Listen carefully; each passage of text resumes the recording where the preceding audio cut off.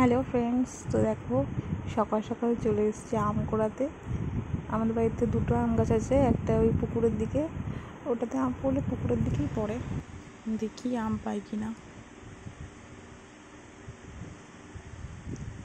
এই যে এই লাল গাছের ভেতরেই থাকে, বেশি জঙ্গলের ভেতরে যায় না, সাপের ভয় লাগে।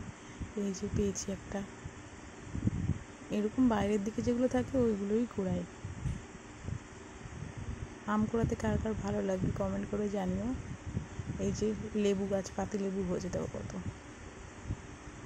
বাড়িতে অনেক জায়গা আছে তো এটা ওটা মানে গাছ লাগিয়ে রাখা আছে। আর বাড়িতে দুটো আম গাছ আছে। এই যে লাল শাক হচ্ছে কত।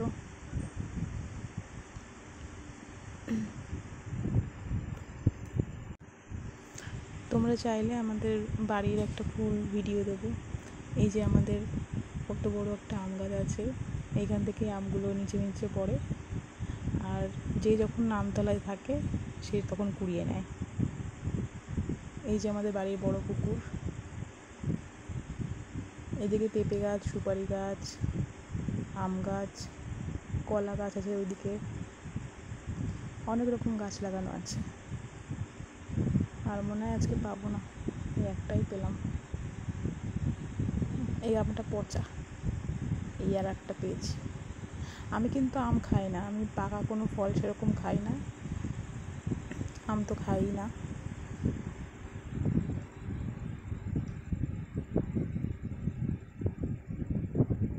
আমার ভিডিওটা ভালো লাগলে পরে লাইক, কমেন্ট, সাবস্ক্রাইব করে দিও। আর এই আমগুলো নিয়ে এখন আমসত্ত্ব দেওয়া হবে। আমগুলো মিক্সিতে ভালো করে পেস্ট করে নিয়ে তারপরে একটু গ্যাসে ফুটিয়ে নেওয়া হয় ঘন করার জন্য। তারপরে একটু ঠান্ডা হলে উষ্ণ গরমও থালার ওপরে দেওয়া যায়। বাড়িতে এত প্রচুর আম গাছ আছে তো আমসত্ত্ব দেওয়া হয়। এবার এটা নিয়ে ছাদে যাওয়া হবে। এই যে এইগুলো হচ্ছে জেঠিদের দিয়েছে, জেঠির এগুলো, আর আমাদেরগুলো এই যে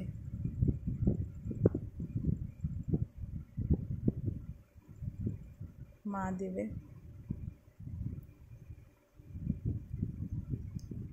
এগুলো একদম পাতলা পাতলা হয়েছে, এর ওপর দিয়ে আবার দেবে, আর যেটা ওঠানোর মতো সেটা তুলে দেবে।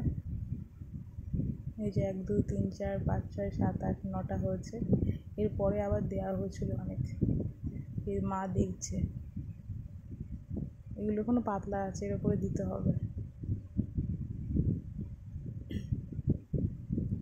তোমরা কারা কারা কীভাবে আমসত্ত্ব করো কমেন্ট করে জানিও।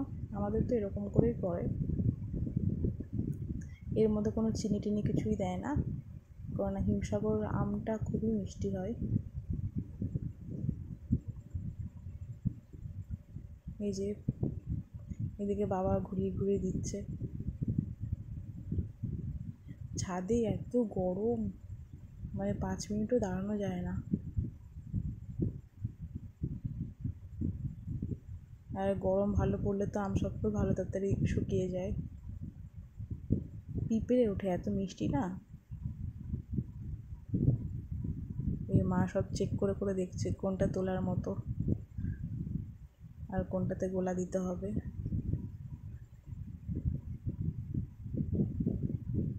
তোমরা কারা কারা আমসত্ত্ব খেতে ভালোবাসো কমেন্ট করে জানিও।